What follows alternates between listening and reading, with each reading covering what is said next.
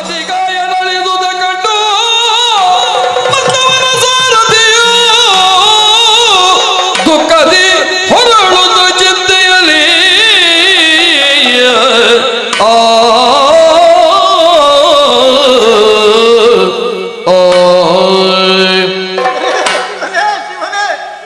ನಾನೇನನ್ನು ಕಣ್ಣುಗಳಿಂದ ಕಾಣ್ತಾ ಇದ್ದೇನೆ.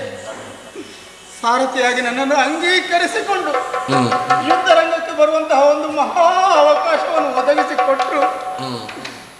ಆದರೆ ನನ್ನ ಕಣ್ಣೆದುರೇ ಅವರ ಪ್ರಾಣ ಪಕ್ಷಿ ಹಾರಿ ಹೋಯಿತಲ್ಲ. ಲಕ್ಷ್ಮಣನ ಒಂದು ಬಾಣ ನನ್ನ ಈ ಗ್ರಹಕ್ಕೂ ನಾಟಿದ್ರೆ ನಾನು ಮೋಕ್ಷ ಸಾಮ್ರಾಜ್ಯವನ್ನು ಸೂರೆಗೊಳ್ಳುತ್ತಿದ್ದೆ. ಆ ಅವಕಾಶ ಕೈ ತಪ್ಪಿ ಹೋಯಿತು. ಏನು ಮಾಡೋದು ಈಗ? ಏನು ಮಾಡೋದು? ನನಗೊಂದು ಕರ್ತವ್ಯ ಹಾಗೆ ಉಳಿದ. ಯೋಧನೊಬ್ಬ ಸಮರದಲ್ಲಿ ಅಳಿದ್ರೆ ಅವನ ಕಿರೀಟ ಮತ್ತು ದೇಹದಲ್ಲಿರುವ ಆಭರಣಗಳನ್ನು ಅವನ ಮನೆಗೆ ಮುಟ್ಟಿಸಬೇಕಾದಂತಹ ಹೊಣೆ ನನಗೆ. ನೀವು ಹೇಳುವುದಕ್ಕಿಂತ ಮೊದಲೇ ಆಭರಣವನ್ನು ರಥದಲ್ಲಿ ಇಟ್ಟಾಗಿದೆ. ಹಾಗಾಗಿ ರಥದಲ್ಲಿ ಕುಳಿತುಕೊಳ್ಳೋದು, ರಥವನ್ನು ಮುನ್ನಡೆಸೋದು.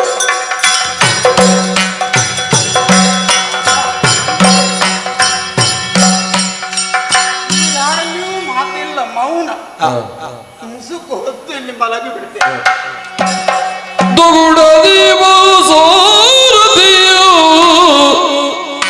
ಮಿಗಿ ಕಾಣುತ್ತೊಡನೆ ಮಿಗಿ ಕಾಣುತ್ತೊಡನೆ ಧಾನ್ಯ ಮಾಲಿನ್ಯಗಳು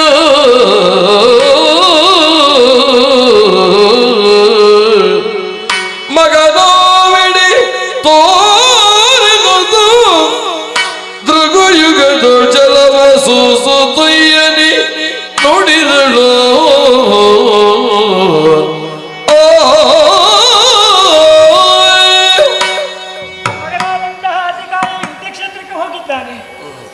ಯಾಕೋ ಒಂದೈತೆ ತಲ್ಲಣ ಮನಸ್ಸಿನಲ್ಲಿ. ಅಯ್ಯೋ ದೇವರೇ, ಹೇಳಲಿಕ್ಕೆ ಅಸಾಧ್ಯವಾದಂತಹ ಯಾವುದೋ ಒಂದು ಅವ್ಯಕ್ತವಾದಂತಹ ನೋವು ನನ್ನನ್ನು ಬಾಧಿಸ್ತಾ ಇದೆ. ಯಾಕೆ ಎಂಬುದಾಗಿ ನನಗೆ ಅರ್ಥವಾಗುತ್ತಾ ಇಲ್ಲ. ಅವರ ನಿರೀಕ್ಷೆಯಲ್ಲಿ ನಾನಿದ್ದೇನೆ, ಯಾವ ವರ್ತಮಾನವೂ ಇಲ್ಲ. ಯಾಕೆ? ಏನು ಆಶ್ಚರ್ಯ! ಅದೋ ಯುದ್ಧ ಕ್ಷೇತ್ರಕ್ಕೆ ಹೋಗುವಂತಹ ಹೊತ್ತಿನಲ್ಲಿ ಅವ ಸಿದ್ಧಪಡಿಸಿಕೊಂಡು ಹೋದಂತಹ ರಥ ಕಣ್ಣು ಭಾಗದಲ್ಲಿ ಕಾಣಿಸ್ತಾ ಇದೆ. ಆ ರಥದಲ್ಲಿ ನನ್ನ ಮಗನನ್ನು ನಾನು ಕಾಣುತ್ತಿಲ್ಲ, ಬದಲಾಗಿ ಸಾರಥಿ. ಯಾಕೆ ಮುಖವನ್ನು ಕಾಣಿಸದೆ ಅದೋ ಬಟ್ಟೆಯನ್ನು ಹೊದ್ದುಕೊಂಡು ಮಲಗಿದ್ದಾನೆ ಈತ? ಯಾಕೆ ಈ ಸ್ಥಿತಿಯಲ್ಲಿ? ನನ್ನ ಮಗ ಎಲ್ಲಿದ್ದಾನೆ? ಯಾರಲ್ಲೇ ಕೇಳಲಿ? ಸಾರಥಿಯಲ್ಲೇ ಕೇಳಬೇಕಷ್ಟೇ. ಸಾರಥಿ, ಓ ಸಾರಥಿ, ಎಲ್ಲಿದ್ದಾನೆ ನನ್ನ ಮಗ? ಎಲ್ಲಿದ್ದಾರೆ? ಅಧಿಕಾರಿ ಎಲ್ಲಿದ್ದಾರೆ? ಯಾಕೆ ಈ ರೀತಿ ಮುಸುಕನ್ನು ಹಾಕಿಕೊಂಡು ಮಲಗಿದ್ದೀಯ? ಹೇಳಪ್ಪ.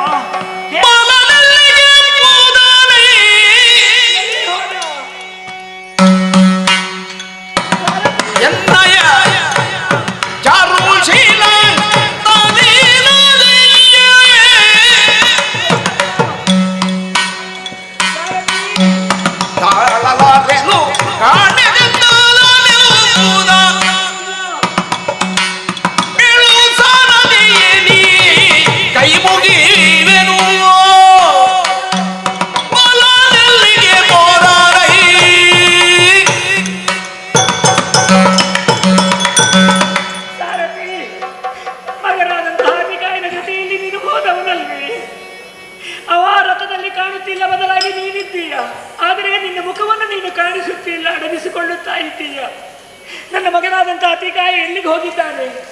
ಅವನ ಸ್ಥಿತಿ ಏನಾಗಿದೆ? ನೀನು ಈ ರೀತಿಯಾಗಿ ಪವಡಿಸಬೇಕಾದ್ರೆ ಕಾರಣವೇನು? ಯಾಕಯ್ಯ, ಹೇಳು, ನನ್ನಲ್ಲಿ ವಿಚಾರವನ್ನು ತಿಳಿಸು. ಸಾರಥಿ, ಹೇಳಪ್ಪ, ಹೇಳು ಎಂದು ಕೇಳಲು ಮರುನುಡಿಯೊಳಗೊಂದು ಸಾರಥಿ ಮರುಗುತ್ತಲೇ ಕಂಡೆಂದು ಮುಖಿ ತಿಳಿದಳು.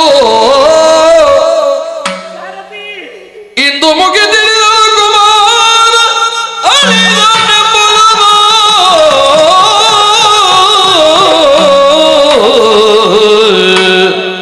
ಹಾ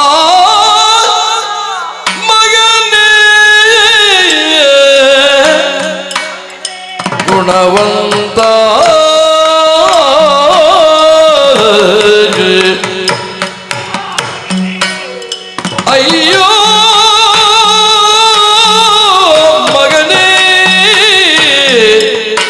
ಮನದಂದ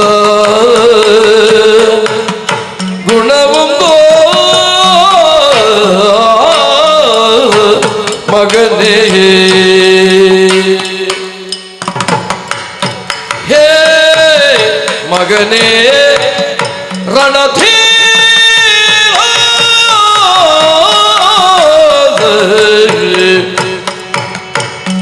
ಬಾ ಮಗನೇ ಮೊಗದೋಲ ರಣಧೀರ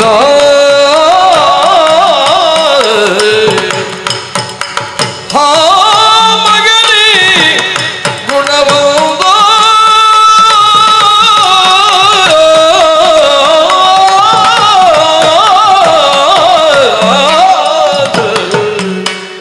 ಮಗನೇ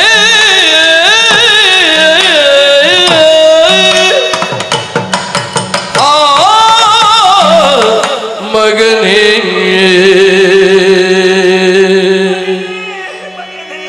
ಅಧಿಕಾಯ ಎಲ್ಲಿ ಹೋದ ಮಗನೇ? ಯುದ್ಧ ಕ್ಷೇತ್ರಕ್ಕೆ ಹೋಗಿ ಜಯಭಾಮಿನಿಯನ್ನು ಸೆಳೆದುಕೊಂಡು ಬರುತ್ತೇನೆ ಮತ್ತು ಅವಿಶ್ವಾಸದ ಮಾತುಗಳನ್ನು ಆಡಿ ಹೋದವ ನೀನು. ಆದರೆ ರಥದಲ್ಲಿ ನಿನ್ನನ್ನು ಕಾಣುತ್ತಿಲ್ಲ. ಹಾಗಾದರೆ ಅನಾಹುತ ಏನೋ ಘಟಿಸಿದೆ ಎಂಬುದರಲ್ಲಿ ಎರಡು ಮಾತೇ ಇಲ್ಲ. ಅರ್ಥವಾಯಿತು. ನನ್ನ ಪ್ರಶ್ನೆಗಳಿಗೆ ಸಾರಥಿ ಉತ್ತರಿಸುತ್ತಿಲ್ಲ. ಹಾಗಾದರೆ ಈ ಸ್ಥಿತಿ ಬರುವುದಕ್ಕೆ ಕಾರಣವೇನು? ಕೊಂಡು ಹೋದಂತಹ ಆಭರಣಗಳೆಲ್ಲ ರಥದಲ್ಲಿಯೇ ಇವೆ. ಈ ಸ್ಥಿತಿಯಲ್ಲಿ ನಿನ್ನನ್ನು ನಾನು ಕಾಣುವುದಕ್ಕೆ ಸಾಧ್ಯ ಇಲ್ಲ ಎಂಬುದು ಸ್ಪಷ್ಟವಾಯಿತು. ನಿನ್ನನ್ನು ಕಳೆದುಕೊಂಡ ಮೇಲೆ ಈ ಭೂಮಿಯ ಮೇಲೆ ನಾನು ಯಾಕೆ ಬದುಕಬೇಕು ಮಗನೇ? ನನ್ನ ಹೆಂಡತನ ನನ್ನ ತಾಯ್ತನವನ್ನು ಸಾರ್ಥಕ್ಯಗೊಳಿಸಿದಂತಹ ಮಗ ನೀನು. ನಿನ್ನನ್ನು ಪಡೆದುಕೊಂಡಾಗ ನಾನು ಅತೀವ್ರವಾದಂತಹ ಸಂತೋಷವನ್ನು ಪಟ್ಟಿದ್ದೆ. ಆದರೆ ಇದ್ದಂತಹ ಓರ್ವನೇ ಮಗ ನಿನ್ನನ್ನು ಕಳೆದುಕೊಂಡು ಈ ನೋವನ್ನು ಹೇಗೆ ಸಹಿಸಲಿ ಮಗನೇ? ಹೇಗೆ ಸಹಿಸಲಿ ಶಿವನೇ?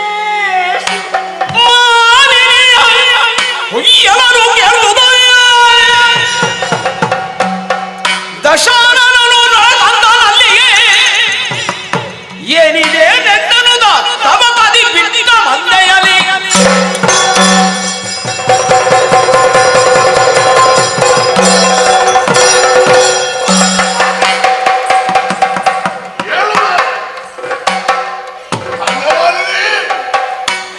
ವ್ಯಾವಹಾರಿಕವಾದ ಒತ್ತಡದಿಂದ ಬಳಲಿದ ಕಾಲಕ್ಕೆ, ಮನಸ್ಸಿನಲ್ಲಿ ಉದ್ವೇಗವನ್ನು ಮೂಡಿದ ಕಾಲಕ್ಕೆ, ಶಾಂತಿಗಾಗಿ ಸಮಾಧಾನಕ್ಕಾಗಿ ನಾನು ಬರುತ್ತಿರುವಂತಹ ನನ್ನ ಆತ್ಮೀಯವಾದ ತಾಣ ಇದು.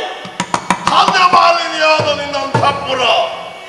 ಆದರೆ ಇಂದೀಗ ಆಗಮಿಸಿದರೆ ನಿನ್ನ ಹುಯ್ಯಲೇ ನನ್ನನ್ನು ಆಕರ್ಷಿಸಿದ ಹಾಗಾಯಿತಲ್ಲ. ಯಾಕೆ ಈ ಕಣ್ಣೀರು? ಯಾಕೆ ಈ ವೇದನೆ? ಯಾಕೆ ಈ ದುಃಖ? ಹೇಳು ಹೇಳು. ಆನೆ ತಂಬಿನಿ ಪುತ್ರ ಶೋಕವ ಹಲವಿದಳು ತತ್ಕಾಂತ ನಿಧಿರಳು ಚಿನ್ನದ ಕಳುಹಿದಿರೆ ಚಿನ್ನದ ಕಳುಹಿದಿರೆ ಹಬ್ಬವನೆಲ್ಲ ಕಣ್ಣಿಗೆ ಮಾಡಿದಿರೆ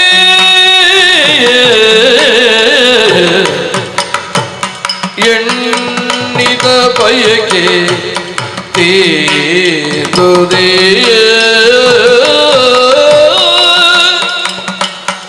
ಎಣ್ಣಿದ ಬಯಕೆ ತೀರುದೆ ಹಾಲಕೊಂಡಂತೆ ತಣ್ಣಗೆ ಹೊಟ್ಟೆಗಾದುದೆ ಹಾಲಕೊಂಡಂತೆ ತಣ್ಣಗೆ ಹೊಟ್ಟೆಗಾದುದೆ ಚಿನ್ನದ ಕಳುಹಿದಿರೆ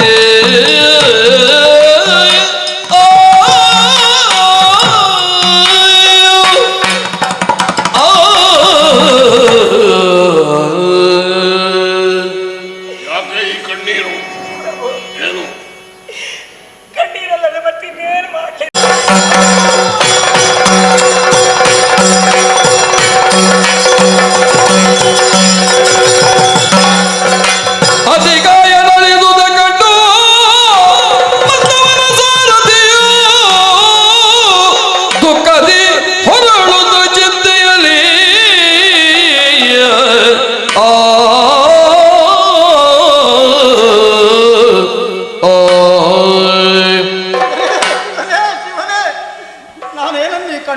ಕಾಣ್ತಾ ಇದ್ದೇನೆ. ಸಾರಥಿಯಾಗಿ ನನ್ನನ್ನು ಅಂಗೀಕರಿಸಿಕೊಂಡು ಯುದ್ಧರಂಗಕ್ಕೆ ಬರುವಂತಹ ಒಂದು ಮಹಾ ಅವಕಾಶವನ್ನು ಒದಗಿಸಿಕೊಟ್ರು. ಆದರೆ ನನ್ನ ಕಣ್ಣೆದುರೇ ಅವರ ಪ್ರಾಣ ಪಕ್ಷಿ ಹಾರಿ ಹೋಯಿತಲ್ಲ. ಲಕ್ಷ್ಮಣನ ಒಂದು ಬಾಣ ನನ್ನ ಈ ಗ್ರಹಕ್ಕೂ ನಾಟಿದ್ರೆ ನಾನು ಮೋಕ್ಷ ಸಾಮ್ರಾಜ್ಯವನ್ನು ಸೂರೆಗೊಳ್ಳುತ್ತಿದ್ದೆ. ಆ ಅವಕಾಶ ಕೈ ತಪ್ಪಿ ಹೋಯಿತು. ಏನು ಮಾಡುದು ಈಗ? ಏನು ಮಾಡೋದು? ನನಗೊಂದು ಕರ್ತವ್ಯ ಹಾಗೆ ಉಳಿದಿದೆ. ಯೋಧನೊಬ್ಬ ಸಮರದಲ್ಲಿ ಅಳಿದ್ರೆ ಅವನ ಕಿರೀಟ ಮತ್ತು ದೇಹದಲ್ಲಿರುವ ಆಭರಣಗಳನ್ನು ಅವನ ಮನೆಗೆ ಮುಟ್ಟಿಸಬೇಕಾದಂತಹ ಹೊಣೆ ನನಗೆ. ನೀವು ಹೇಳುವುದಕ್ಕಿಂತ ಮೊದಲೇ ಆಭರಣವನ್ನು ರಥದಲ್ಲಿ ಇಟ್ಟಾಗಿದೆ. ಹಾಗಾಗಿ ರಥದಲ್ಲಿ ಕುಳಿತುಕೊಳ್ಳೋದು, ರಥವನ್ನು ಮುನ್ನಡೆಸೋದು.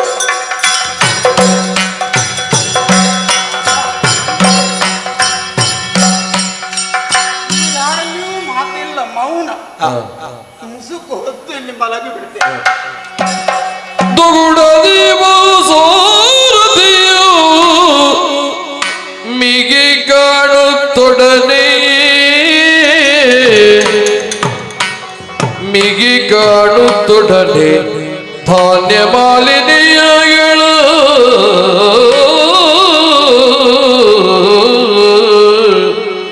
ಮಗನೋವಿಡಿ ತೋರಿಗೊಂದು ದೃಗುಯುಗದ ಜಲವ ಸೂಸುತ್ತಯ್ಯನಿ ನುಡಿದಳು.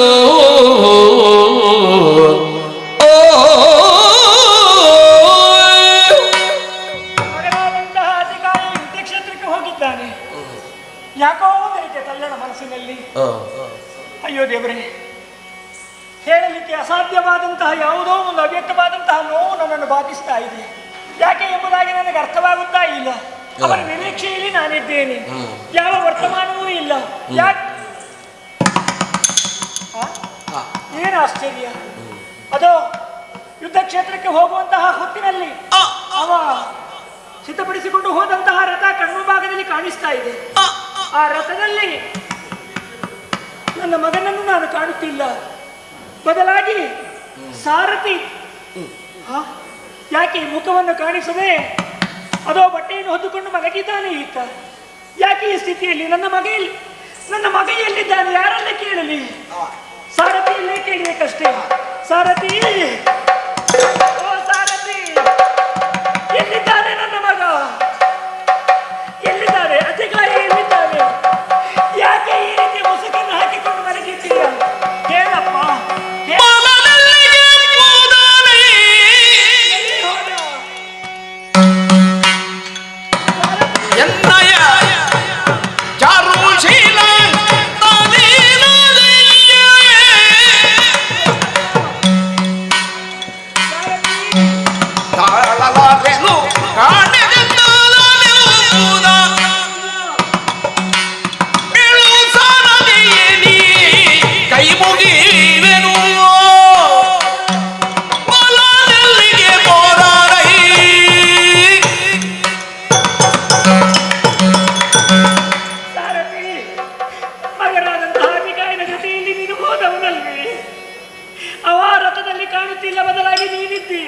ಆದರೆ ನಿನ್ನ ಮುಖವನ್ನು ನೀನು ಕಾಣಿಸುತ್ತಿಲ್ಲ, ಅಡಗಿಸಿಕೊಳ್ಳುತ್ತಾ ಇದ್ದೀಯ. ನನ್ನ ಮಗನಾದಂತಹ ಅತಿಕಾಯ ಎಲ್ಲಿಗೆ ಹೋಗಿದ್ದಾನೆ? ಅವನ ಸ್ಥಿತಿ ಏನಾಗಿದೆ? ನೀನು ಈ ರೀತಿಯಾಗಿ ಪವಡಿಸಬೇಕಾದ್ರೆ ಕಾರಣವೇನು? ಯಾಕಯ್ಯ, ಹೇಳು. ನನ್ನಲ್ಲಿ ವಿಚಾರವನ್ನು ತಿಳಿಸು ಸಾರಥಿ. ಹೇಳಪ್ಪ, ಹೇಳು ಎಂದು ಕೇಳಲು ಮರುನುಡಿಯೊಡಗಂದು ಸಾರಥಿ ಮರುಗುತ್ತಲೇ ಕಂಡೆಂದು ಮುಖಿ ತಿಳಿದಳು. ಇಂದು ಮುಖಿ ತಿಳಿದಳು ಕುಮಾರ ಅಳಿದನೆಂಬುದನು.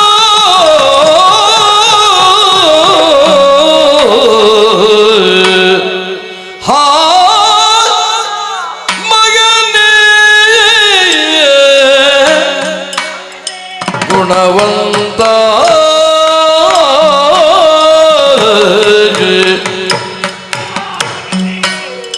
ಅಯ್ಯೋ ಮಗನೇ, ಮನದಂದ ಗುಣವೊಂದೋ ಮಗನೇ. ಹೇ ರಣಧೀರ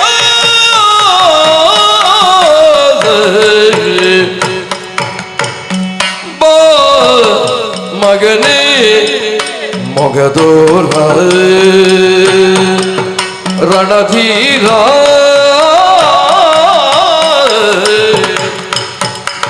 ಹಾ ಮಗನೇ ಗುಣವಂತ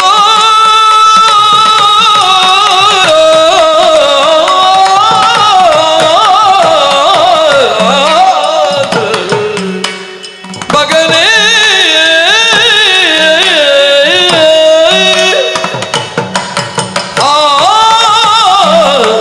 ಮಗನೇ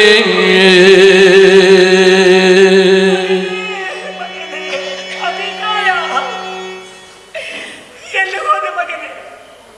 ಯುದ್ಧ ಕ್ಷೇತ್ರಕ್ಕೆ ಹೋಗಿ ಜಯಭಾಮಿನಿಯನ್ನು ಸೆಳೆದುಕೊಂಡು ಬರುತ್ತೇನೆ ಮತ್ತು ಅವಿಶ್ವಾಸದ ಮಾತುಗಳನ್ನು ಆಡಿ ಹೋದವ ನೀನು. ಆದರೆ ರಥದಲ್ಲಿ ನಿನ್ನನ್ನು ಕಾಣುತ್ತಿಲ್ಲ. ಹಾಗಾದರೆ ಅನಾಹುತ ಏನೋ ಘಟಿಸಿದೆ ಎಂಬುದರಲ್ಲಿ ಎರಡು ಮಾತೇ ಇಲ್ಲ. ಅರ್ಥವಾಯಿತು. ನನ್ನ ಪ್ರಶ್ನೆಗಳಿಗೆ ಸಾರಥಿ ಉತ್ತರಿಸುತ್ತಿಲ್ಲ. ಹಾಗಾದರೆ ಈ ಸ್ಥಿತಿ ಬರುವುದಕ್ಕೆ ಕಾರಣವೇನು? ಕೊಂಡು ಹೋದಂತಹ ಆಭರಣಗಳೆಲ್ಲ ರಥದಲ್ಲಿಯೇ ಇವೆ. ಈ ಸ್ಥಿತಿಯಲ್ಲಿ ನಿನ್ನನ್ನು ನಾನು ಕಾಣುವುದಕ್ಕೆ ಸಾಧ್ಯ ಇಲ್ಲ ಎಂಬುದು ಸ್ಪಷ್ಟವಾಯಿತು. ನಿನ್ನನ್ನು ಕಳೆದುಕೊಂಡ ಮೇಲೆ ಈ ಭೂಮಿಯ ಮೇಲೆ ನಾನು ಯಾಕೆ ಬದುಕಬೇಕು ಮಗನೇ? ನನ್ನ ಹೆಂಡತನ ನನ್ನ ತಾಯ್ತನವನ್ನು ಸಾರ್ಥಕ್ಯಗೊಳಿಸಿದಂತಹ ಮಗ ನೀನು. ನಿನ್ನನ್ನು ಪಡೆದುಕೊಂಡಾಗ ನಾನು ಅತೀವ್ರವಾದಂತಹ ಸಂತೋಷವನ್ನು ಪಟ್ಟಿದ್ದೆ. ಆದರೆ ಇದ್ದಂತಹ ಓರ್ವನೇ ಮಗ ನಿನ್ನನ್ನು ಕಳೆದುಕೊಂಡು ಈ ನೋವನ್ನು ಹೇಗೆ ಸಹಿಸಲಿ ಮಗನೇ? ಹೇಗೆ ಸಹಿಸಲಿ ಶಿವನೇ?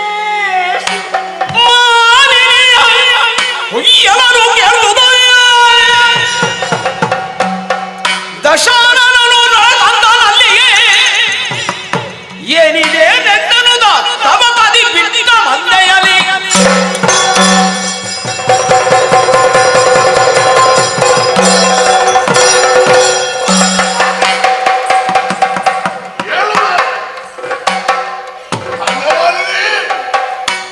ವ್ಯಾವಹಾರಿಕವಾದ ಒತ್ತಡದಿಂದ ಬಳಲಿದ ಕಾಲಕ್ಕೆ, ಮನಸ್ಸಿನಲ್ಲಿ ಉದ್ವೇಗವನ್ನು ಮೂಡಿದ ಕಾಲಕ್ಕೆ, ಶಾಂತಿಗಾಗಿ ಸಮಾಧಾನಕ್ಕಾಗಿ ನಾನು ಬರುತ್ತಿರುವಂತಹ ನನ್ನ ಆತ್ಮೀಯವಾದ ತಾಣ ಇದು.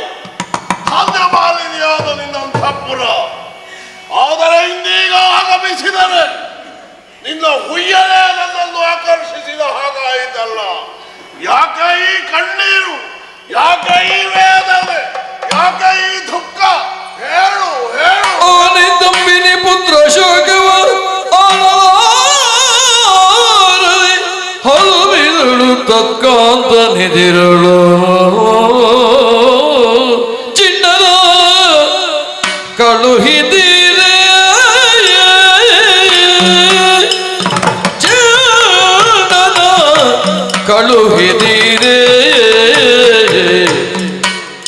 ಹಬ್ಬವನಿಂದ ಕಣ್ಣಿಗೆ ಮಾಡಿದಿರಿ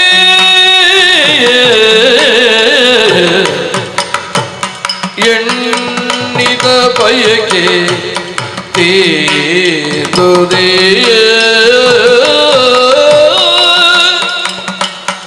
ಎಣ್ಣಿದ ಬಯಕೆ ತೀರುವುದೇ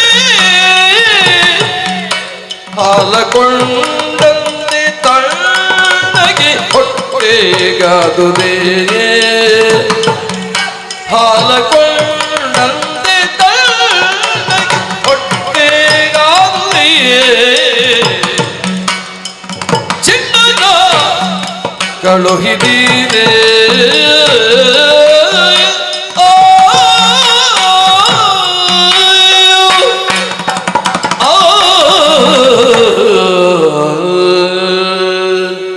ಯಾಕೆ ಈ ಕಣ್ಣೀರು? ಏನು ಕಣ್ಣೀರಲ್ಲದೆ ಮತ್ತಿನ್ನೇನು ಮಾಡಲಿಲ್ಲ. ಏನು ನಿನಗಂತಹ ಸ್ಥಿತಿ?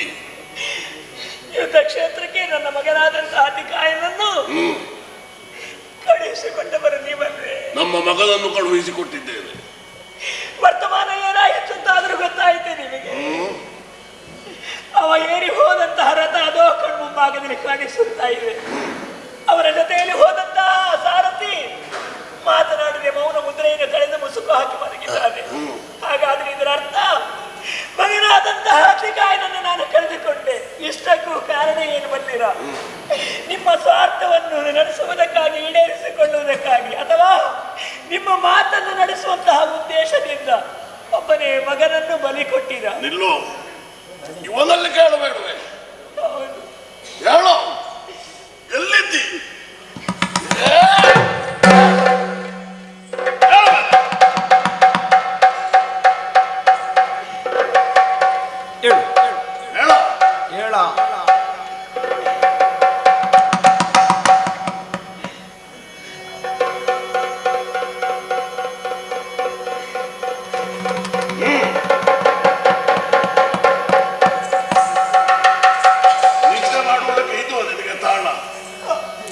ನನ್ನ ಮಗನೊಂದಿಗೆ ಹೋದವನು ಏನಾಯ್ತಲ್ಲ ವಿಷಯ?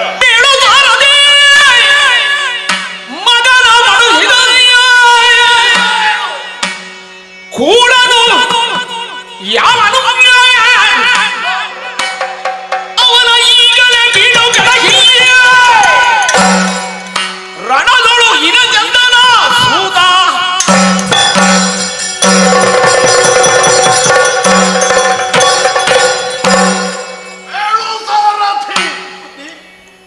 ನನ್ನ ಮಗನ ರಥವನ್ನು ಹೊಡೆದುಕೊಂಡು ರಣಾಂಗಣಕ್ಕೆ ಹೋದವ ನೀನು. ಇಂದೀಗ ಜಯಾಪಜಯದ ಸುದ್ದಿಯನ್ನು ನನ್ನಲ್ಲಿ ಹೇಳದೆ ಬರಿದೆ ನನ್ನವಳ ಕಣ್ಣೀರಿಗೆ ನೀನು ಕಾರಣನಾದೆ ಅಲ್ಲ. ಅಕ್ಷರಶಃ ಒಂದು ಬಿಡದೆ ಅಲ್ಲಿ ನಡೆದ ವರ್ತಮಾನವನ್ನು ಹೇಳು. ಲಾಲಿಸಿ ಪುಣ್ಯ ಜನ ಕುಲ ಸಾರ್ವಭೌಮ ಪೇಳಲಿನ್ನೇದನು ಸವಲ ನಿಸ್ಸೀಮ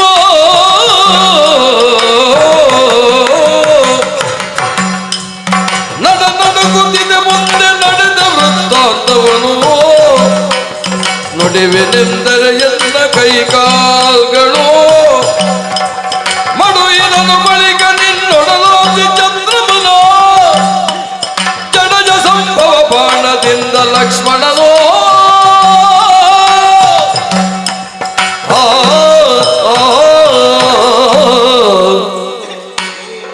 ಆದ ಗಾಯದ ಮೇಲೆ ಕಾದ ಬರೆಯನ್ನು ಎಳಿಬೇಡಿ, ಮೊದಲೇ ಗಾಸಿಕೊಟ್ಟವರಿದ್ದೇನೆ ನಾನು. ಏನಾಯ್ತು ನಿನಗೆ? ಅತಿಕಾಯತ್ತವರ ಸಮರ ಕೌಶಲವನ್ನು ಕಣ್ತುಂಬಿಸಿಕೊಳ್ಳುವ ಮಹಾಭಾಗ್ಯವನ್ನು ನನಗೆ ಒದಗಿಸಿಕೊಟ್ಟವರು ನೀವು. ಕಂಡು ಸಂತೋಷ ಪಟ್ಟಿದ್ದೆ. ಕಪಿಗಳನ್ನೆಲ್ಲ ಎತ್ತಿ ತಿರುಗಿಸಿ ತಿರುಗಿಸಿ ನೆಲಕ್ಕೆ ಬಡಿಯುವ ದೃಶ್ಯವನ್ನು ನಾನು ಕಣ್ಣಾರೆ ಕಂಡವ. ಆಮೇಲೆ ಆದರೆ ಆ ಹೊತ್ತಿಗೆ ಶ್ರೀರಾಮನ ತಮ್ಮ ಲಕ್ಷ್ಮಣನ ಪ್ರವೇಶವಾಯಿತು. ಆ ಹುಡುಗ ಇಬ್ಬರೊಳಗೂ ಕಾದಾಟ ನಡೆಯಿತು. ಆದರೆ ಕಾದಾಟದಲ್ಲಿ ನಡೆದ ವಿಚಾರವನ್ನು ಹೇಳುವರೆಲ್ಲರೂ ನಾಲಿಗೆಗೆ ಚೈತನ್ಯ ಇಲ್ಲ ಸ್ವಾಮಿ, ಚೈತನ್ಯ ಇಲ್ಲ. ಲಕ್ಷ್ಮಣ, ಆ ಲಕ್ಷ್ಮಣ ಬ್ರಹ್ಮಾಸ್ತ್ರವನ್ನು ಪ್ರಯೋಗಿಸಿ ಅತಿಕಾಯ ದೇವರ ಪ್ರಾಣವನ್ನು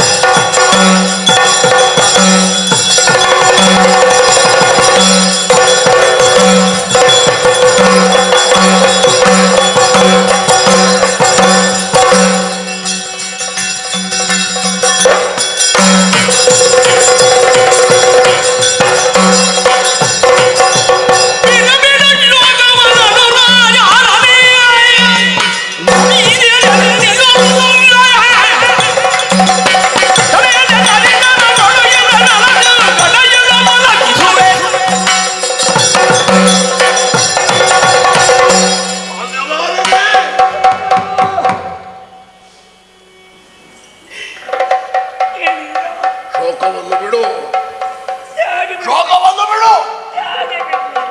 ತಾಯಿ ನಾನು ಯಾಕೆ ಶೋಕ ಅಂತ ಬೇಕೋ ಬೇಡುವ? ಮಗನನ್ನು ಕಳೆದುಕೊಂಡ ಮೇಲೆ ಏನ್ ಮಾಡ್ಬೇಡ.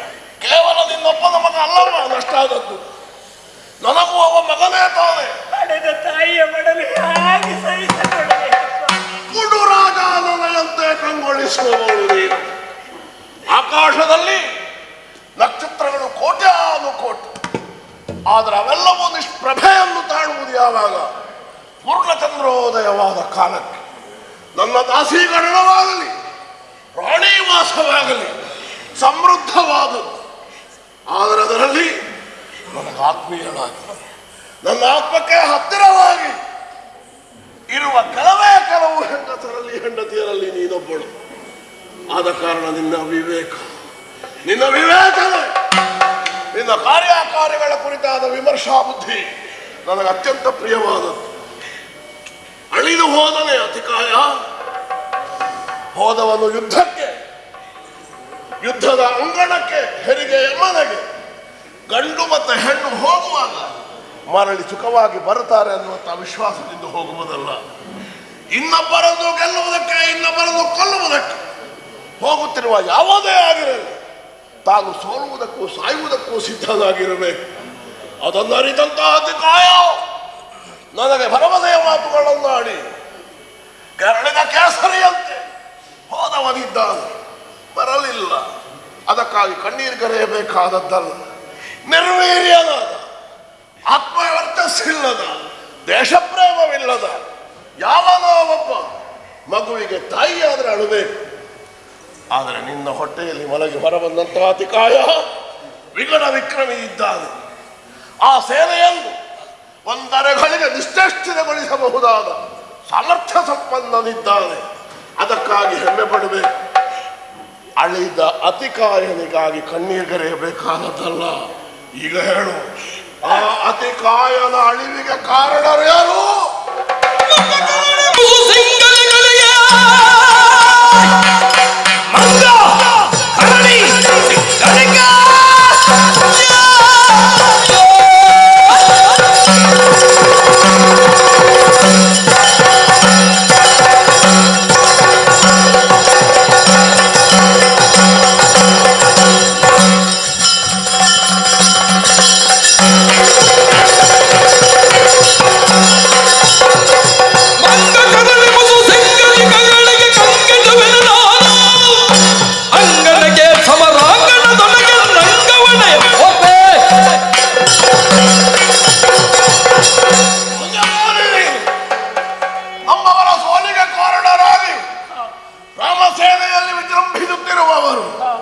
ಯಾರು ಅತಿರಥ ಮಹಾರಥರಲ್ಲ, ಕಾಟ ಕೋಟಲಗಳು. ಹೊಟ್ಟೆ ಹೊರೆಯುವುದಕ್ಕಾಗಿ ಮರದಿಂದ ಮರ ಕೆಳಂಗಿಸುವ ಆ ಮಂಗಗಳನ್ನು ಹೋರಾಟದಲ್ಲಿ ನಿರ್ನಾಮ ಮಾಡುತ್ತೇನೆ. ಅವರೊಡನೆ ಇರುವ ಕೆಲವು ಭಲ್ಲೂಕಗಳು, ಆ ಸಿಂಗಳಿಕಗಳು, ಆ ಕೋತಿ ಕೋಡಗಳು, ಅವರನ್ನೆಲ್ಲ ಬರಬಹುದಾದ ಯುದ್ಧದಲ್ಲಿ ನಾಶ ಮಾಡ್ತೇನೆ. ಆದ್ದರಿಂದ ನೀನು ದುಃಖಿಸಬೇಕಾಗಿಲ್ಲ. ಅವರ ನೇತೃತ್ವವನ್ನು ವಹಿಸಿದವ ಯಾರು?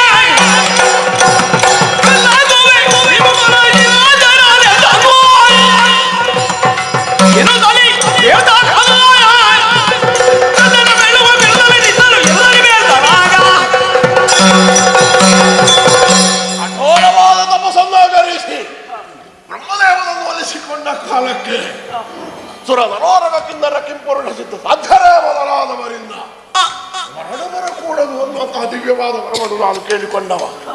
ತಪ್ಪಿಯೂ ಅದರಲ್ಲಿ ಮನುಷ್ಯರು ಸೇರ್ಪಡೆಯಾಗಿರಲಿಲ್ಲ. ಯಾಕಾಗಿರಲಿಲ್ಲ? ಮನುಷ್ಯರೆಂದರೆ ನಮಗೆ ಒಂದು ಹೊತ್ತಿನ ಆಹಾರ. ಆ ಹುಲು ಮಾನವ ರಾಮಲಕ್ಷ್ಮಣ ಇಂದಿಗೆ ನಮ್ಮನ್ನು ಗೆಲ್ಲುವ ಇರಾದೆಯಿಂದ ಇತ್ತ ಕಡೆಗೆ ಆಗಮಿಸಿದ್ದಾನೆಂದಾದರೆ ಅದಕ್ಕಾಗಿ ಬಿಟ್ಟು ಪಡಬೇಕಾದದ್ದಲ್ಲ. ಆ ರಾಮ ಲಕ್ಷ್ಮಣನನ್ನು ಲಂಕೆಯ ಮಣ್ಣಿನಲ್ಲಿ ಮಣ್ಣಾಗಿಸಿ ಜಯಸಿರಿಯನ್ನು ನಾನು ಒಲಿಸಿಕೊಳ್ತೇನೆ. ಇದರ ಹೊರತಾಗಿ ಧಾನ್ಯ ಮಾಲಿನ್ಯ ನೀನೊಂದು ವಿಚಾರವನ್ನು ಆಲೋಚಿಸಬೇಕು. ನನ್ನಲ್ಲಿ ಹೇಳಿದ ಅಧಿಕಾರಿ ರಾಮ ಯಾರು, ಲಕ್ಷ್ಮಣ ಯಾರು, ಆದರೆ ಅದಕ್ಕೆ ಅಂಗದೆ ಹಿಡಿದ ಹಠವನ್ನು ಬಿಡ, ಇದು ನನಗೆ ನಿಲುಕದೆ. ಈ ಮಾತುಗಳನ್ನು ನಾನು ಆಡಿದ ಕಾಲಕ್ಕೆ ನನ್ನಿಂದ ರಣವೀಳ್ಯವನ್ನು ಪಡೆದು ಯುದ್ಧಕ್ಕಾಗಿ ತನ್ನನ್ನು ತಾನು ಆತ್ಮಾರ್ಪಣ ಮಾಡಿಕೊಳ್ಳುವವನಂತೆ ನಮ್ಮ ಲಂಕೆಯ ಪ್ರಜಾಗಳನ್ನು ಕೂಡಿಸಿಕೊಂಡು ಹೋದ. ಅವ ಹೇಳಿದ್ದು ನನಗೆ ಈಗಲೂ ಕೇಳುತ್ತಾ ಉಂಟು. ಬಂದಿರೈ ಸಂಸಾರ ಸರದಿಯನ್ನು ದಾಟುವ, ಬಂದಿರೈ ಮೋಕ್ಷಕಾಂಕ್ಷಿಗಳು. ಹಾಗಾದ್ರೆ ದೃಢವಾದ ನಿರ್ಧಾರವೊಂದನ್ನು ಮನಸ್ಸಿನಲ್ಲಿ ಅಂತಕೊಂಡು ರಣಕ್ಕಾಗಿ ಹೋದವನತೆ ಕಾಯ.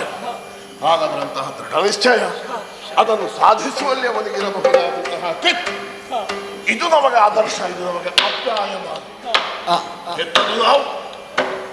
ಆದ್ದರಿಂದಲೇ ಅದರ ಕುರಿತಾಗಿ ನಾವು ಅಭಿಮಾನವನ್ನು ಪಡಬೇಕು. ಅವ ಹೋಗಿ ರಣರಂಗದ ಸಮಾಧಾನ ತಂದುಕೋ.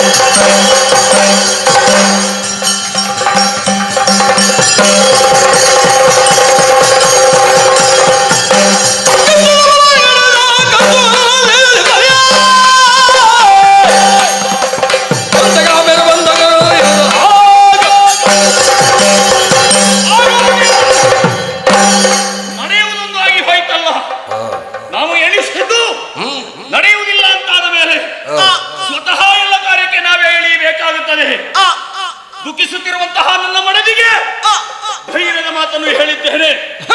ರಾಮ ಲಕ್ಷ್ಮಣರಿಗೆ ಸರಿಯಾದಂತಹ ಶಿಕ್ಷೆಯನ್ನು ಕೊಟ್ಟು ಬರುತ್ತೇನೆ ಎನ್ನುವ ಹಾಗೆ ಹೀಗೆ ಹೋಗುದಾ?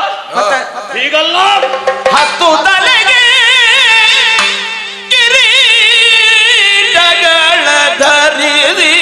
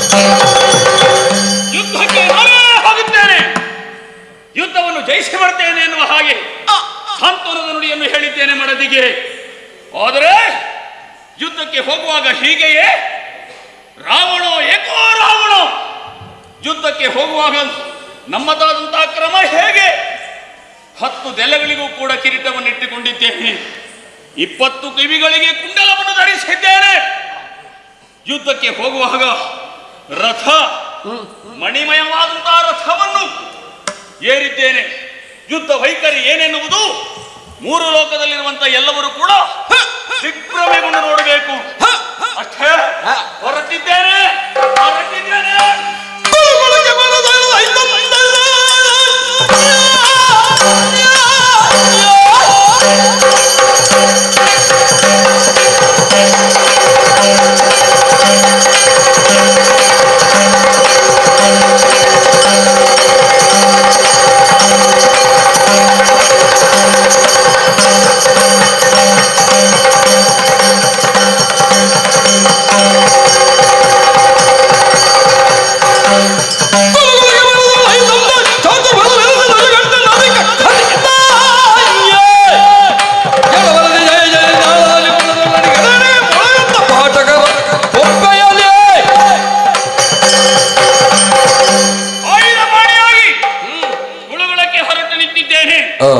ರಾಮ ಲಕ್ಷ್ಮಣ ಸಹಿತ ಎಷ್ಟೇ ಮಂದಿ ಬಲಶಾಲಿಗಳಿರಲಿ ಅವರೆಲ್ಲವರನ್ನು ತಡೆಯುವುದಕ್ಕಾಗಿ ರಥವನ್ನು ಏರಿ ನಡೆಯುತ್ತೇನೆ.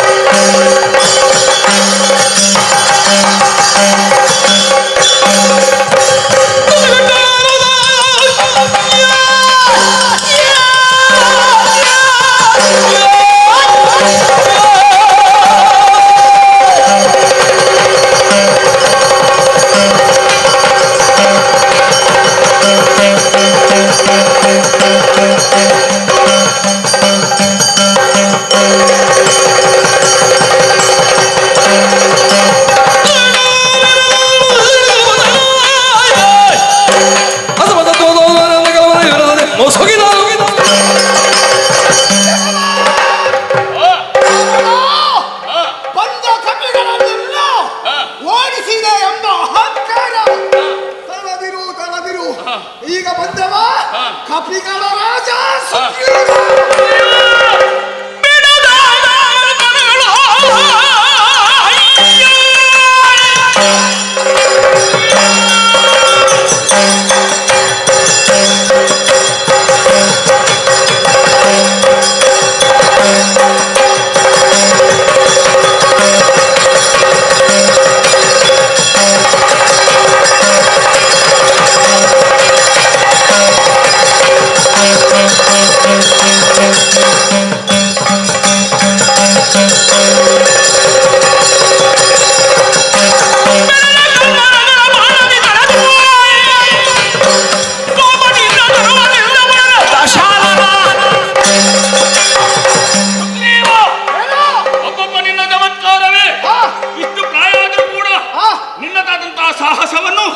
ನೋಡಲೇಬೇಕು. ಸುಗ್ರೀವ, ನಿನ್ನೊಂದಿಗಿದ್ದಂತಹ ಕಪಿಗಳನ್ನೆಲ್ಲವರನ್ನು ಕೂಡ ತರಾಶಾಯಾಗಿಸಿದ್ದೇನೆ. ಎದುರಿಸುವುದಕ್ಕೆ ನೀನು ಬಂದೆಯ. ನಿನ್ನ ಸಾಮರ್ಥ್ಯವನ್ನು ನಾನು ನೋಡಿಕೊಳ್ತೇನೆ.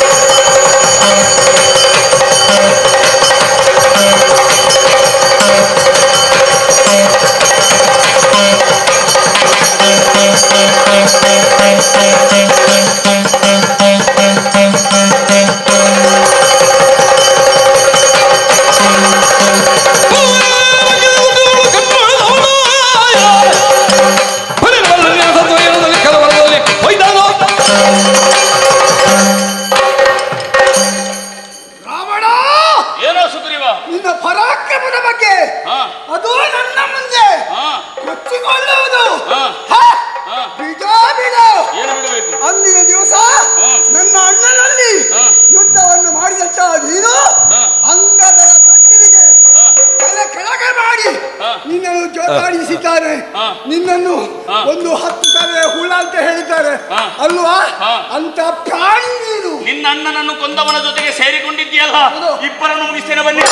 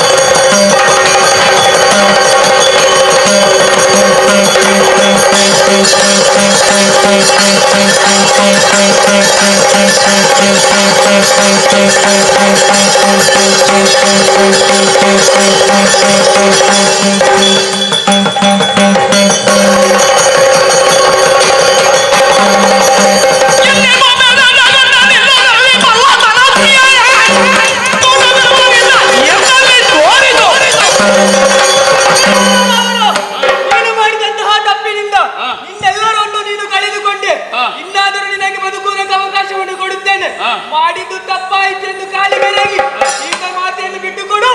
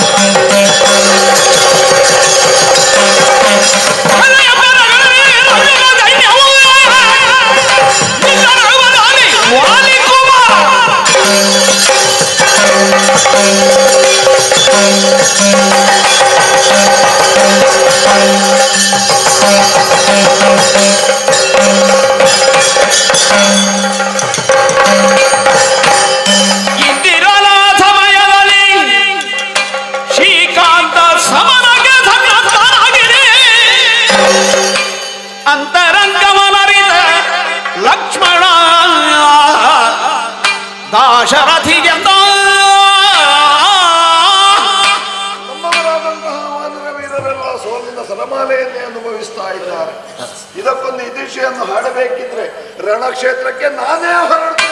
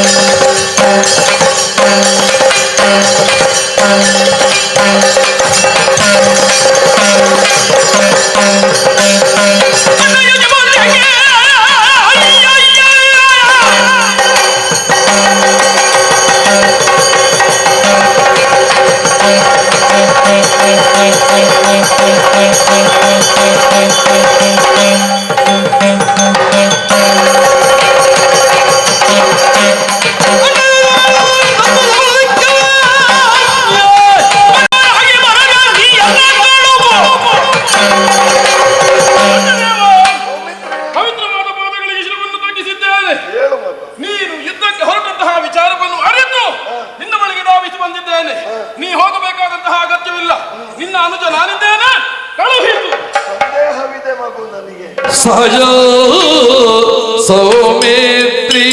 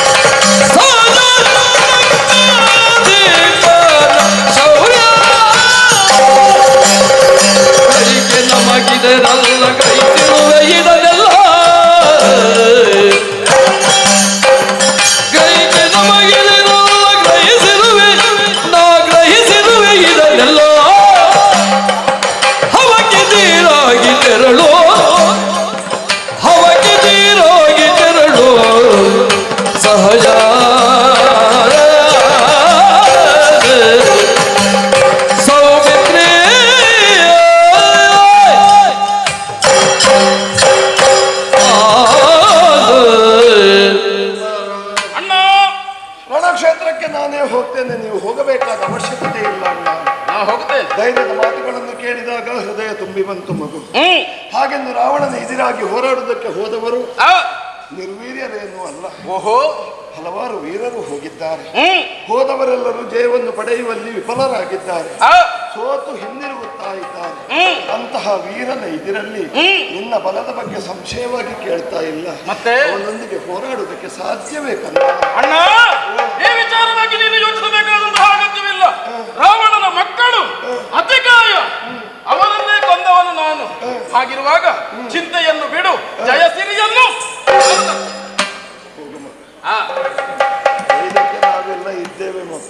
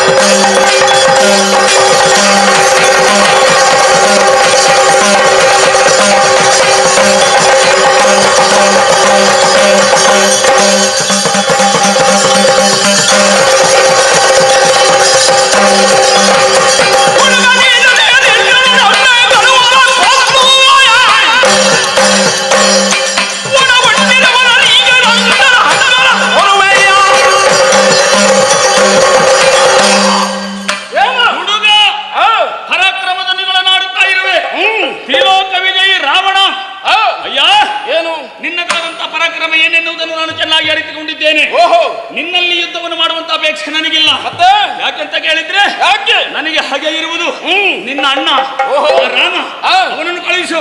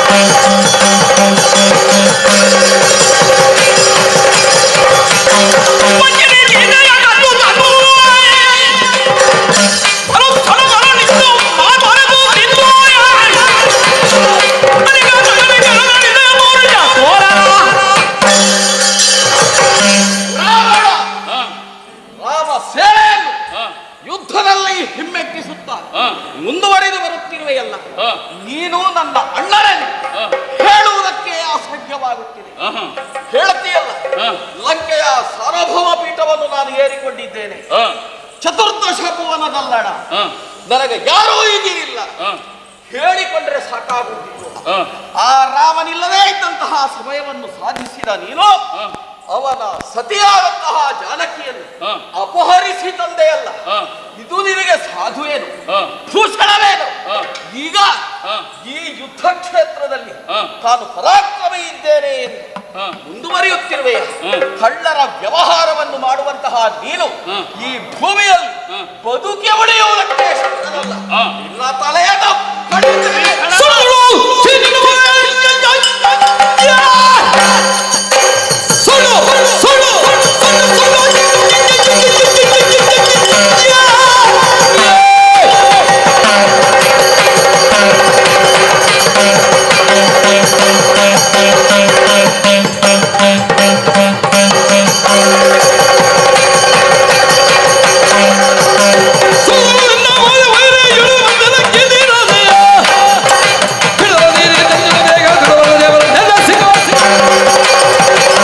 ವಿಭೀಷಣ, ಹೇಳು. ತಮ್ಮಂತ ಹೇಳುವುದಕ್ಕೆ ನನಗೆ ನಾಚಿಕೆ ಆಗುತ್ತಾ ಇದೆ. ಯಾವತ್ತೂ ಕೂಡ ಹ. ವ್ಯವಹಾರ ಚಂದ ಇರಬೇಕು. ಅದನ್ನೇ ನೀನು ಮಾಡಬೇಕಾಗಿತ್ತು. ನನ್ನನ್ನು ಬಿಟ್ಟು ಹ. ನನ್ನ ವಿರೋಧಿ ಅಂತ ರಾಮನ ಬಳಿಗೆ ಬಂದು ಹ. ಸೇರಿಕೊಂಡಿದ್ದೀಯಲ್ವನು? ನಿನಗ ವಿರೋಧಿಯಾದ ಮಾತ್ರಕ್ಕೆ ನಿನಗೆ ನನಗೂ ವಿರೋಧಿಯಾಗಬೇಕಾದದ್ದಿಲ್ಲ. ನಾನು ರಾಮತತ್ವವನ್ನು ಒಪ್ಪಿದ್ದೇನೆ. ಹ. ನೀನು ರಾಮತತ್ವವನ್ನು ವಿರೋಧಿಸ್ತಾ ಇದ್ದೆ. ಹ, ನನ್ನ ಅಪ್ಪನಿಗೆ ಹುಟ್ಟಿದಂತಹ ನೀನು ಹ. ರಾಮತತ್ವವನ್ನು ಒಪ್ಪುವುದಕ್ಕೆ ಬಂದಿದ್ದೀಯಲ್ಲ, ಹ. ನಾಚಿಕೆಯಾಗುವುದಿಲ್ವ? ಹ. ಹಾಗೆ ಬರಬೇಕು ಅಂತ ಯಾಕೆ? ಇರ್ತಿದ್ರೆ ಹ. ನಿನಗೆ ಎಲ್ಲಿಯಾದ್ರೂ ಸಾಯಬಹುದಿತ್ತು. ಹ. ನಮ್ಮ ಕುಲ ಯಾವುದು, ಯಾವುದು? ನಮ್ಮ ಗೋತ್ರ ಯಾವುದು, ನಮ್ಮ ವಂಶ ಯಾವುದು, ಹ. ಯಾವುದನ್ನು ಕೂಡ ಆ ವಂಶಕ್ಕೆ ನೀನು ಕಳಂಕ ತಂದಿದ್ದಿ ಅಂತ ಹೇಳಿದ್ದು ನಾನು. ನನ್ನ ವಂಶಕ್ಕೆ ಕಳಂಕ ನಾನು ತಂದಿದ್ದೇನಂತಾದ್ರೆ ಹ. ನಮಗೆ ಶತ್ರುವಾಗಿರುವಂತ ಅವರ ಪಕ್ಷವನ್ನು ನೀನು ಸೇರಬಾರದಿತ್ತು. ನೀನು ಅವರಿಗೆ ಸೇರಿಕೊಂಡಿದ್ದೀಯ. ನಮ್ಮ ನಾನು ಇಲ್ಲಿಂದ ಹೋಗುವಾಗ ಹೇಳಿದ್ದೇನೋ ಇಲ್ಲೋ? ಹೌದು. ರಾಮನ ವಿರೋಧ ಸಲ್ಲದು. ಹ. ಜಾನಕಿಯನ್ನು ಅವನಿಗೆ ಒಪ್ಪಿಸು. ಹ. ರಾಮನಿಗೆ ಶರಣಾಗು. ಹ. ಬದುಕುವುದಕ್ಕೆ ಆಯುಷ್ಯ ಇದ್ದಷ್ಟು ಭೂಮಿಯಲ್ಲಿ ಬದುಕಬಹುದು. ಹಾಗಿದ್ರೆ ನೀನು ಕೂಡ ಎಲ್ಲಿಯಾದ್ರೂ ಬದುಕಬಹುದಿತ್ತಲ್ಲ. ನಾನು ಹೋಗಿದ್ದೇನಲ್ಲ, ಆಯುಷ್ಯ ರಾಮನ ಇದ್ದಷ್ಟು ದಿವಸ. ಸರ್ವೋತ್ತಮತ್ವವನ್ನು ಒಪ್ಪಿ ಶರಣಾಗಿದ್ದೇನೆ. ಹ. ಹಾಗಿದ್ರೆ ನೀನು ರಾಮನ ಬಳಿಗೆ ಹೋಗಬೇಕು ಅಂತಿರ್ಲಿಲ್ಲ. ಹ. ಎಲ್ಲಿಯಾದ್ರೂ ಸಾಧುಗಳು ಜೀವಿಸುವಲ್ಲಿ ಹೋಗಿ ನಿನಗೆ ಬದುಕಬಹುದಿತ್ತು. ಸಾಧುತ್ವವನ್ನು ನಾನು ಒಪ್ಪಿಕೊಳ್ಳುತ್ತೇನೆ. ನಾಚಿಕೆಗೆಟ್ಟವ, ಯಾಕೆ? ಕುಲವನ್ನು ನಾಶ ಮಾಡುವುದಕ್ಕೆ ಹ. ಅವರ ಪಕ್ಷವನ್ನು ಸೇರಿದ್ದೀಯಲ್ಲ. ಅದು ನಿನ್ನ ವ್ಯವಹಾರದಿಂದಲೇ ನಿನಗೀಗ ಮನವರಿಕೆಯಾಗಿರಬೇಕು. ಹ. ಕುಂಭಕರ್ಣ ಹೋದ, ಹ. ಅತಿಕಾಯ ಹೋದ, ಹ. ಲಂಕೆಯ ಅಪಾರವಾದಂತಹ ಸೇನೆ ಹ. ನಷ್ಟವಾಗಿದೆ. ಹ. ಇದನ್ನೆಲ್ಲ ನೀನು ಇನ್ನೂ ಅರ್ಥ ಮಾಡಿಕೊಳ್ಳುವುದಿಲ್ಲ. 10 ತಲೆ ಉಂಟು ಅಂತ ಹೇಳ್ತೀಯಲ್ಲ, ಒಂದು ತಲೆಯಲ್ಲಾದ್ರೂ ವಿಮರ್ಶಿಸುವುದಕ್ಕೆ ನಿನಗಾಗುವುದಿಲ್ಲ. ಹ. ನೋಡು, ಏನು? ನಷ್ಟ ಆದದ್ದು ಯಾರಿಗೆ? ಯಾರಿಗೆ? ಲಂಕೆಗೆ. ಲಂಕೆಗೆ. ಲಂಕೆಯಲ್ಲಿ ಇರುವವ ಯಾರು? ಯಾರು? ನಾನು. ನಾನು ಹೇಳಬೇಕಿತ್ತು. ನಿನ್ನನ್ನು ಬಳಸಿಕೊಂಡಂತಹ ಅನೇಕರಿದ್ದಾರೋ ಇಲ್ವೋ? ಅವರೆಲ್ಲವರು ಕೂಡ ನನ್ನ ತತ್ವವನ್ನು ಒಪ್ಪಿಕೊಂಡಿದ್ದಾರೆ. ವಿಭೀಷಣ ಭಾಷೆಗೆಟ್ಟವರೇ, ನಿನ್ನ ಹಲ್ಲು ಉದುರಿಸ್ತೇನೆ. ತಲೆ ಕಡಿದು.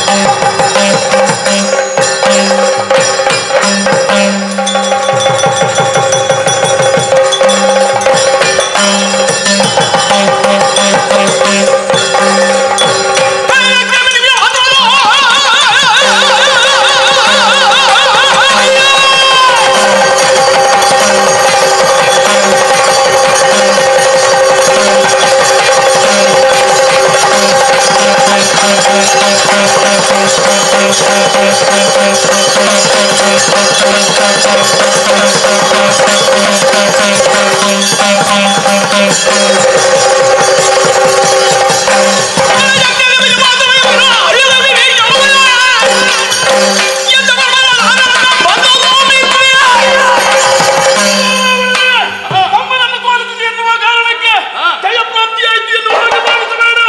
ನೀನು ಪ್ರಯೋಗಿಸಿದಂತಹ ಬಾಣವನ್ನು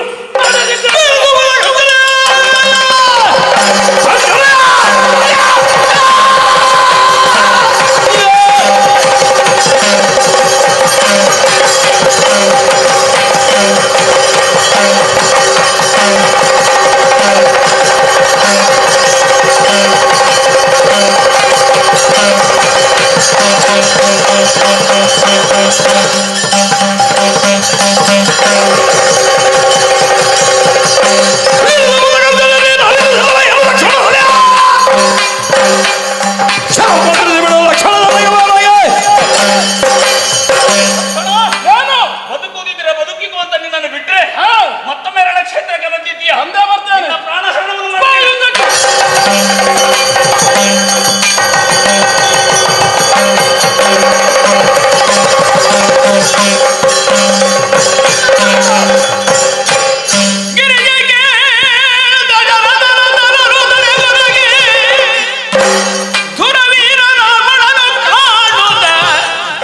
ಸದದಿ ನರನಾಥನ ಕರೆದು ಸಗಜನರನ್ನು ಕರೆದು ಸುಗ್ರೀವನನ್ನು ಅಣಗಿಸಿ ಎಲ್ಲರೂ ಬನ್ನಿ ಬನ್ನಿ ಬನ್ನಿ ಬನ್ನಿ ಬನ್ನಿ ಬನ್ನಿ ಈ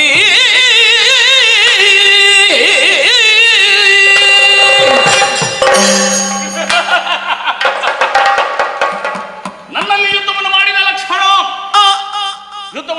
ಲಕ್ಷ್ಮಣ ಸರಾಶಾಯಿಯಾಗಿದ್ದಾನೆ. ಸ್ವಲ್ಪ ಏನೋ ಪ್ರಾಣ ಇರಬೇಕು. ಬನ್ನಿ, ನನ್ನವರೆಲ್ಲ ಎಲ್ಲಿದ್ದೀರಿ? ಎಲ್ಲರೂ ಬನ್ನಿ. ಈಗ ನೋಡಿ, ನಿಮ್ಮಿಂದ ಯಾರಿಗೂ ಆಗದೇ ಇರುವಂತಹ ಸಾಹಸವನ್ನು ಈ ರಾವಣ ಮಾಡಿದ್ದಾನೆ. ಹೌದಾ? ಲಕ್ಷ್ಮಣ ಬಿದ್ದಿದ್ದಾನೆ. ಬನ್ನಿ ಬನ್ನಿ ಬನ್ನಿ ಬನ್ನಿ ಬನ್ನಿ ಬನ್ನಿ ಬನ್ನಿ. ಸ್ವಲ್ಪ ಹೊತ್ತು ಒಮ್ಮೆ ಮುಗಿಸಿ ಬಿಡುವ. ಯಾರನ್ನು? ಲಕ್ಷ್ಮಣನನ್ನು. ಅವನ ತಲೆಯನ್ನು ಈಗ ಕಡಿತೇನೆ ನೋಡು. ರಘುನಂದನ ಎಲ್ಲಿದ್ದಾನೆ? ಹೌದು, ಬೇಕಾದದ್ದು ನಮಗೆ ಅವ. ನೋಡು ರಾಮ ರೂಢಿಗೆ ಸದೆ ಬಾಬಾ ಬಾ ನೋಡು ರಾಮ ರೂಢಿಗೆ ಸದೆ ನಿನ್ನ ಅನುಜನ ನೋಡು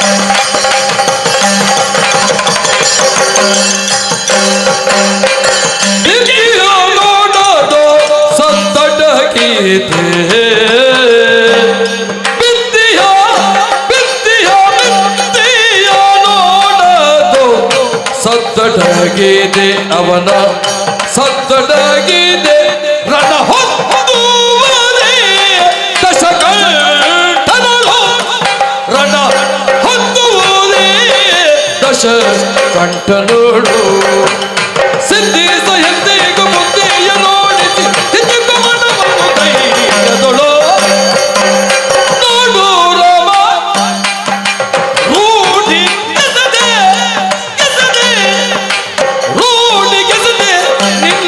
ಅನುಜನ ಅನುಜನ ಅನುಜನ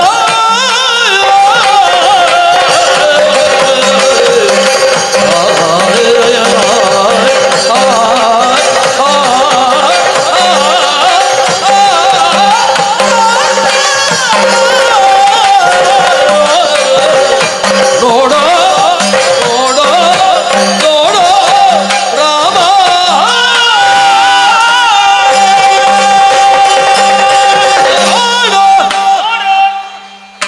ನೋಡ